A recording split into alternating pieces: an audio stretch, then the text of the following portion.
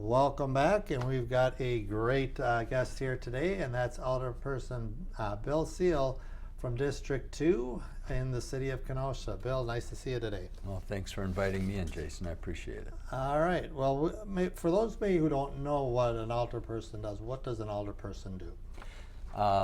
More than you might think. There are certainly there's a schedule of regular meetings. Everybody on city council serves on 1 to 3 committees and maybe a couple other sitting bodies as well that meet regularly, sometimes once a month. But the city committees meet twice a month. City council meets twice a month. So the normal routine of actions and processes in City Hall starts at the committee level, and the items that the committees vote on and take action on move on to City Council. For City Council of the whole to vote one way or the other. Typically we try to get things right in the committee level so the City Council can have some faith in the judgment of the various committees. Now that's for the normal running of city policy, ordinance changes, new developments, legal settlements, expenses, over expenses, all the many facets of monthly business is conducted on the realm of those meetings. The added value of being a city council member is the citizens and the businesses that are located in your district.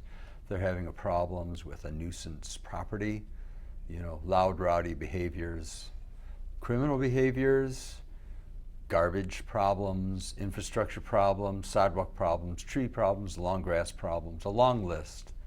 They call their alderperson and seek some assistance, or at least whether the alderperson can just single-handedly take care of it, which sometimes is the case. They often want to be able to speak to the right party whose jurisdiction it is to settle this dispute or improvement or whatever their task, whatever their ask might be. And so you're on call all the time. We're listed on the city's webpage, so they know how to call us, they know how to email us. And then it's really incumbent on us to act on those calls and those emails as quickly as possible, because what can be a problem one day can be a larger problem a week later or 2 weeks later, if not addressed quickly. So it's a lot of things, and some questions you're used to getting on a regular basis. I've been on council since early 2019, and just today I was asked some questions I've never been asked before. So I rely heavily on city staff, the administrative staff, department heads, various members on staff of the various departments for assistance in figuring out a solution if there is one. So you said you came on city council in 2019? Yep. What made you decide to run for alder? Well, it wasn't a typical campaign where I thought I could do a better job than the sitting alderperson. The alderperson for District 2, I had previously voted for, John Fox, and he suddenly stepped down. There was a list of good reasons for him to make that decision. So at that point, the seat was going to be vacant, and there was a year left on the term. And the procedure for filling the vacancies is to have citizens step forward and essentially apply for the job. And you interview in front of city council, and then they vote on the candidate they think is best to fill this spot. So I hadn't really thought that there was a place for me in that scenario. I was aware that it had happened. I had some friends that contacted me and encouraged me to think about it, because I had recently left the Kenosha News, so I'm pretty much retired, had some time. I'd lived in District 2 for 40 years, and they figured, well, you probably know the landscape a bit, and anyway, it was nice to have the confidence of former former coworkers. I gave it some thought, and I thought, well, I'm not really going to know for sure till I put one foot in front of the other. So I'll go ahead and apply and see where it goes. So it started there, and so I filled the 1 year, and then I ran for re-election, or actually really election for the first time. And yeah, so yeah, I've been elected in 3 times now. All right. So it's been, it's just 2 years at a time. It goes very fast. Oh, I'm sure. You can kind of lose track a little bit. Your district, where does it cover? Well, it's all of downtown Kenosha, from the lakefront west to 22nd Avenue, 60th Street on the south end, 46th Street on the north end. And so it's very busy, very vibrant, distinct neighborhoods on all corners.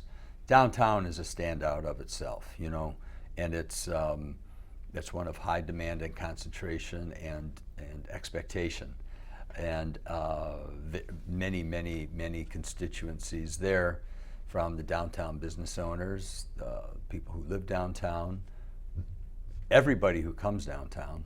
You're answerable to more people than just those who live in your district. It makes it unique. There's the Harbor Park neighborhood, Harborside, where I live, and then there's just the south part of the downtown, and then you got west of Sheridan Road going into the uptown district, and every neighborhood has its own frequencies and needs, and I've gotten very familiar with all of it in that time. So yeah, it keeps you hopping. It's a very busy district. Absolutely. There's a lot of development going on now. Oh, yeah. Any ride past there, I mean, there's stuff going on. Can you highlight some of the stuff time. that's Well, going the on? one you can see going up right now is the Carrick, Okay. which is, Carrick is a term for a nautical rope knot. They're tying in their identity to the Harborside area, the Harbor District, they're calling it. So it's got a nautical theme to it. It's shy of 200 units, 1-bedroom to 3-bedroom apartments. But you know, you look at all the vacant lots surrounding it, there's development destined to happen there as well, including for a new city hall. Hotels, office space, condominiums, more apartment buildings to play out over the next 8 to 10 years. And it's all happening at the speed at which work can get done. It's a partnership between a developer and a construction company. Cobalt Smith is the name of the amalgam between the two, the umbrella that's doing the work. It's something that the city's been working on 20, 30 years. You've heard talk of downtown development needs and demands and hopes and dreams. Sure, revitalization of downtown. Yeah. So it's nice that ground is being broken, buildings are going up, and more people moving into the downtown area, which has been a realized value that now coming to fruition. It really kicked off in the early 90s when Harbor Park was developed with the condominiums down there and the museum campus. That was that was an important first step, especially when you consider all that acreage was previously covered by the old Simmons Mattress Company, and then American Motors, and then Chrysler. We're lucky in that not only are those old factory complexes gone, but there's something new there that has me blinking sometimes, trying to remember what it looked like, because I moved here in '83. It was very much an industrial downtown all around you. To see the transition over a few decades into a residential destination is very exciting, and the city is lucky that so many people want to come downtown. Not only come downtown, but live downtown. So it's quite a bit of energy you'd like to stay abreast of, encourage, and enhance to the extent you can. And I'll have to commend those events down there. I mean, that St. Patrick's Day one, it just Oh, yeah. brought everybody yeah. in. Now we're in the summer, so it's like you got Taste of Wisconsin coming up. I mean, there's something going on pretty much almost every weekend, and that's a good thing because either A, you got the residents participating, or B, you got people from coming in. From I've been to other cities and other states, same size, in some cases larger than Kenosha, and the summer weekends would come along, and it's like, where's everybody? There's nobody here, and you ask around at a couple places that are open, and they say, yeah, they went up north, they went to their lake houses, they get out of town on the weekends, and boy, not here, and it doesn't have to be a weekend. I've had people on a Wednesday say, why is there so many people downtown? I said, I don't know, it's just a Wednesday. Wow. They're here, there, and everywhere. And then, of course, you throw in things like peanut butter and jam. Yep. That's hugely popular. Any place has a special event, and that draws a crowd. But just being open for business, all the places, all the many restaurants and taverns downtown, and a lot of it is they have some very interesting identities, each offering something different. Games, music, food, something that appeals to a lot of people. Clearly, when you see how many people can be downtown on a given night, whether it's summer or not. And you got the markets. I mean, every week, every Saturday, I believe. So it's like bringing them down there. And I go through and I see license plates not just from Wisconsin but Illinois. So it's like you got that group coming too as well. Yep. Let's talk about those committees. So alderpersons sit on committees or commissions. Which ones do you sit on? I'm on the License and Permits Committee. Okay. That oversees liquor licenses, beer licenses, wine licenses, various different businesses, restaurants. So wherever there is a license that's issued through the city clerk's office, the License and Permits Committee is involved with reviewing and approving, or the other way. We either approve or vote or deny. Yeah. That one is really sensitive. And whoever's on District 2 really needs to be on that committee, since if you look at cabaret licenses, liquor licenses, District 2 has the dominant number issued to businesses in District 2. Some districts are all residential and there's not a single business in them. And that has its own set of prerogatives, but District 2 is very much it's hard to keep up with. It's a challenge to keep up. It's good to be familiar with a lot of people at all times. I'm also on Public Works Committee. Okay. Roads, sidewalks, various approvals for downtown events, block parties, street closures, street resurfacing projects, anything of any sort of infrastructure. I'm also on the Water Commission that oversees the water utility, and stormwater, the Stormwater Committee, which kind of ties off on items that come before the Public Works Committee, because it relates to infrastructure, below ground, things with streets, drains, sewer, that sort of thing. So it's a lot of activity on those. Let me see, I counted 3, didn't I? Yeah, that's 3 altogether. I'm also on the Mayor's Youth Commission. Oh, okay, great. And I don't want to leave anybody out. That's the main. Yeah, that's my menu on a weekly, monthly basis. So there's a lot of touchstones, and just about all of them have a lot to do with District 2. So it keeps me abreast on many things. It's good to have a notebook, a memory, a lot of contacts in your phone to stay abreast of these, because it's not simply one item one day. It's typically one item played out over months and sometimes years for resolution, final development, a final disposition of whatever the case may be. So requires diligence and patience at all times. Yeah. Any particular issue that people are calling about, or that you could share, or anything like that? Being downtown. Yeah, being downtown. Being downtown, one thing that I get probably more than others are parking concerns and complaints and suggestions. It's a place where people want to be, so the competition for parking space is very active. And we're lucky we have free parking. Yeah.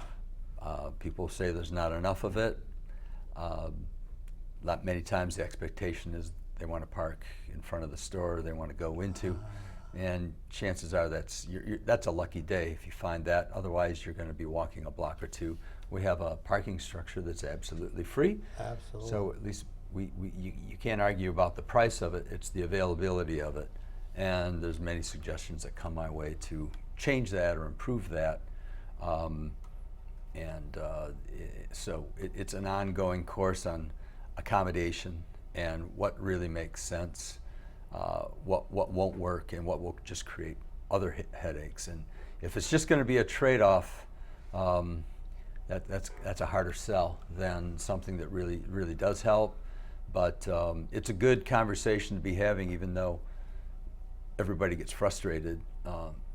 That just means that people are coming downtown, and it's a place to be. They want to be downtown. Yeah. So just make it more accessible. And I will say that anywhere you want to be downtown, you can find parking within a few blocks. Oh yeah. And you can get there. Maybe a similar walk that people make when they go to a large department store or grocery store, between the time they walk in from the parking lot and then walk the floor plan of whatever business they go into. It's probably even a shorter walk. It just doesn't feel that way when it comes time to park, because you go to a business, they have a parking lot, easy. When there isn't a parking spot, when they have to circle the block, when they have to look, that's time that is tries their patience. But folks are wanting to open businesses all the time downtown, so they know that people want to go down there. It's just part of the price of admission, if you will. Yeah. Well, speaking for myself, when I go down there, I think the parking structure is great because it's not just one level. I think it's 3 or 4. It's Five. So if that was a great move, and the museums have parking, so it's like I think there's enough down there, at least when I go there. But I see, because you park, at a department store, you still got to walk a block or two to get to wherever. And I don't know, but. And in exchange for free parking, the policy is for most of the downtown streets 2 hours, so that there's turnover of the places. Oh, okay. And sometimes there are folks that come downtown for whatever reason. Well, a lot of times if they work downtown, they'll come downtown and they'll take a spot. It says 2 hours, but they're going to be there all day. They take their chances on enforcement, whether they get their tires marked and then perhaps a ticket, or essentially getting away with it, and that becomes a habit. That's another wrinkle to that exchange of it being free, is that the idea is, yes, it's free, but we need turnover of parking spaces to make it work, so everybody can benefit. And it's tricky, and with the businesses coming downtown, primarily the places of residence. That's why city code and ordinance says that there has to be more than one parking spot for every unit in the building provided on property. So the ground floor sometimes a story down underground is where that parking takes place. Okay. And that's an effort to, it would be entirely unimaginable. There's no way you're going to rent an apartment and not have a parking spot. And that's also what helps command the prices that they get on the rents, is the convenience of that covered indoor parking, heated, in the shade, safe and secure, and also at the same time not taking up street parking, which everybody else needs during the day and the night if they're going out for dinner, they're coming down to shop, meeting with friends, whatever the case may be, working even. Yeah. It's fine to come downtown and park and work. There's some streets that have no time limitation. It's a little further, but you're not going to be putting anybody out or getting any parking tickets. It's just a matter of discovery Yeah. and good habits. Right. We talked a lot of areas of the downtown, but let's say since you've lived downtown, your constituents are downtown, do you ever walk down there and say, gee, what would you like to see in downtown? Anything that isn't there that you'd like to see or anything like that? I keep my ears open all the time. I walk downtown several days a week, sometimes a couple times a day. And people stop me or I'll see things. I regularly attend monthly meetings of the Business Improvement District. Oh. That's it's a boundary line of businesses that encompasses the majority of downtown businesses, and the city assesses a small levy that builds a value into an account, monies that the Business Improvement District can spend on improvements downtown. And those it's comprised of downtown business owners in that district. So they're always bringing suggestions, ideas, improvements. And so they can speak with a collective voice on their own, with me along, and you can make some changes that there's a consensus on. So there are things that I bring forward, and my job really is to listen to ideas from others and seeing what I can do. Whether I think it's a good idea or not, I try to keep myself out of that. I just try to let them speak, and that's really a key part of being a member of city council, is letting others speak. And that's the whole structure, that every neighborhood in a city will have a voice for the citizens to speak to city administration and city department heads and say, no, this is a problem, this is an issue, and we need to find a fix for that. And and that's also the hard part. Yeah, that's right. Well, we're just wrapping up here. We talked a lot about District 2 and City of Kenosha. So I usually end up with this last question: is why should somebody come and visit and or live in the Kenosha? There is many good reasons. There are, I should say, there are a lot of amenity to be offered by the city of Kenosha. We have highest quality water at a rate that's very affordable. You notice we get billed every other month, not every month. Some cities pay more per month than we pay in 2 or 3 months of bills. And water is every day. If the water ever goes off for 15 or 30 minutes, there's a crisis in any household. That is a basic foundational element that we have plenty of, and the body of water we draw from is also a gorgeous place to live next to visit, to spend time at, just to look, just to drive by. There are many amenities of restaurants. I would like to see more grocery stores, especially down in the central area. There's brightness on that horizon. At the old Alfred building that used to house J.C. Penney, there's something very exciting there. A small-scale grocer, and also will save a historic building. But I will say overall, all the good things that there are to do and see here in Kenosha, you can get to and enjoy and see. Other areas you go to, it's very competitive. You have to wait in line for everything. I had a very enjoyable visit a month ago to New York City. Incredibly exciting place. But everything good to do there involves a line. You have to wait in a line. You have to share those things. There's a lot of people that realize it's a good thing and they want it too. you have to wait in line. Here, you don't have to wait in line so much. You can access it. If one place is busy, you go to another place, there's plenty of options to spend your downtime, your work time, and if you really need something extra, you've got major cities north and south to ensconce to. It's been, and having lived here for 40 years, the good reasons to stay here vary and change, and I just feel like there's more of them. And it's primarily living nearest downtown, just seeing the character of downtown. It's always had a good commercial district. Now it's changed. There's still good commercial on a boutique level, but now there's more. There's such a strong service industry, service economy downtown that it really competes well against, Franchise Row, further west of the downtown area.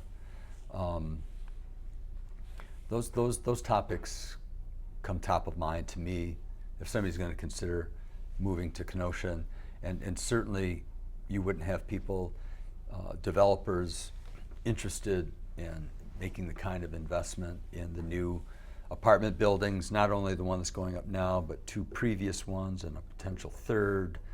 Got in on that earlier, on that attraction, and been successful tapping into that demand. So whether those people make their living in Kenosha proper or out of town, I think they really like the respite of what downtown has to offer, what the city has to offer. I don't want to say downtown's the only place to be. It is not. It's just the part of the city I'm most familiar with. But yeah, like you said, it is a happening district. I mean, on all levels, which is a good thing. Absolutely. Okay, well, thank you so much, Bill Seil, Alderperson of District 2 in the city of Kenosha, and thank you so much for coming down. Sure. Thank you very much, Jason. Yep.